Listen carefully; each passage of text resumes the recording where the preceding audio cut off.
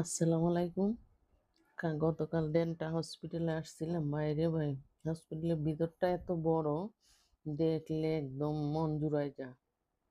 ঢাকার ভিতরে ওই বাংলা কলেজের পাশে হসপিটালটা।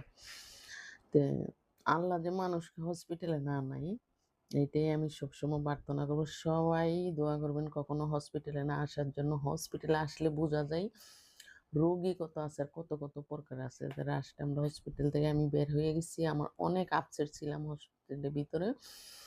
একটা রিস্কায় উঠতেছি আর ভিডিওটা নিছি আর আল্লাহর কাছে বলতেছি, আল্লাহ মানুষকে হসপিটালে আইনো না, মৃত্যু তো আছে, ঘরেই মৃত্যু দিও। এসে এক কাপ চা খাইলাম।